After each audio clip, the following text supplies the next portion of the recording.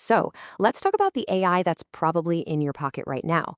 What if I told you that, according to our source material, it's connected to a hidden network of influence with a much, much darker origin story than you'd ever imagine?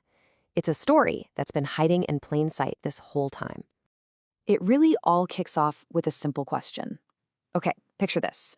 You open up one of the most powerful AIs in the world, say Google's Gemini, and you ask it a straightforward question. You ask it to summarize the Jeffrey Epstein files, the ones the US government just made public for everyone to see. What do you think happens next? This. You get this. A total brick wall. It's not just I don't know, it's I can't help you with that. Now, according to the sources for this explainer, this isn't some bug or a random error.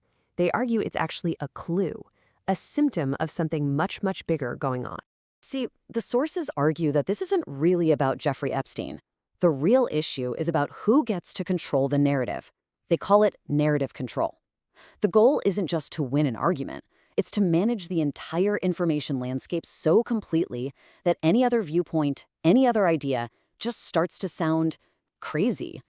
To understand how we got here, how we ended up with an AI that refuses to talk about public documents, we have to rewind the clock. The sources we're looking at point to one single day, over 20 years ago, where everything changed. So first, there was this project called LifeLog. It was run by DARPA, which is the government's high-tech research agency. And its goal was, well, it was wild. They wanted to create a single electronic database that would track literally everything in a person's life. As you can guess, people freaked out about the idea of the government having that kind of surveillance power. In this right here is where the story gets really strange. On the exact same day that the government officially killed the LifeLog program because of all the public backlash, a little project called the Facebook launched out of a Harvard dorm room. The sources present this not as some wild coincidence, but as a direct handoff. And pretty soon after, when Facebook was still just a college thing, it got a big injection of cash, $500,000. And where did that money come from? It came from Peter Thiel, who wasn't just some random investor. He was the co-founder of Palantir, a super secretive data company with very, very deep ties to the US government. So the story that the sources lay out goes like this. The government tried to collect all our data directly, and it failed. So a new strategy was born. People with government connections started funding private companies. Companies where we would willingly give up the exact same information. These social media platforms, they basically became the new LifeLog, but this time it was privatized. Okay, but just collecting all that data is only step one, right?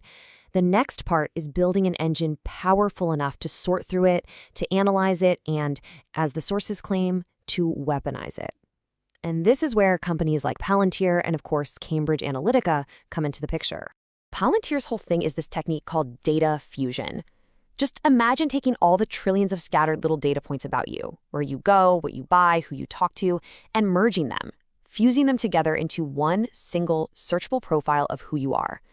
The sources say this gives them the power to basically query reality itself, like a search engine for people. And we all got a front row seat to see how powerful this could be with the Cambridge Analytica scandal. That was the moment the curtain was pulled back, and we saw how this giant data collection machine could be used to manipulate people and swing elections on a massive global scale. So how does it actually work? Well, the sources say it exploits some basic psychology. We all have two ways of thinking. There's our slow, logical, System 2 brain, but these campaigns are designed to completely bypass that.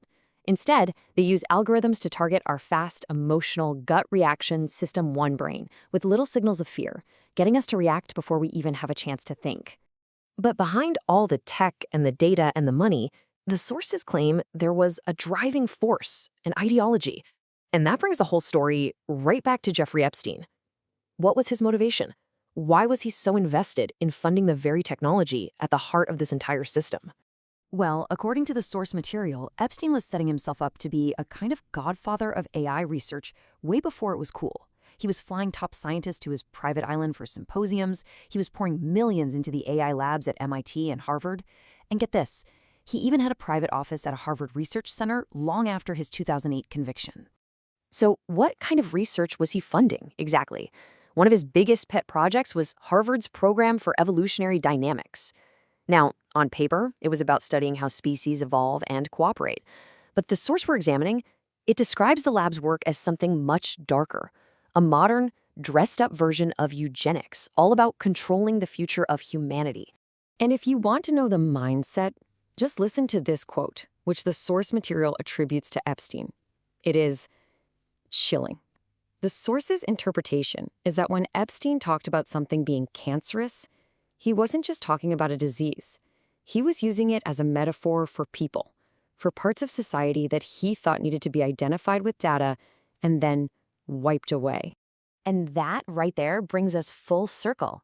From that canceled government project, through social media, through data analysis, and all the way to the AI on our phones today. The sources call this whole thing the new narrative monopoly. And well, welcome to it. We're all living on our own personalized reality page. And the scale of this new system is it's hard to even wrap your head around. We are pouring trillions of dollars into building out the technology that's going to shape how we see the world. This is bigger than the internet, and it's all being built right now as we speak. But here's the really crucial part. This new kind of control, it doesn't feel like control. It's not one big, loud, obvious story being blasted out everywhere. No, it's way more subtle. It's a search result that's just a little different for you, a post that doesn't quite get the reach you thought it would. It's a billion tiny and visible edits that create your For You page, which is really your reality page. And according to the sources, these are the tools being used. You create algorithmic friction, which is a fancy way of saying you make it harder to find things you don't want people to see. You use biased training data, so the AI has the same blind spots as its creators. You give people answers through a black box chatbot so they can't check the sources.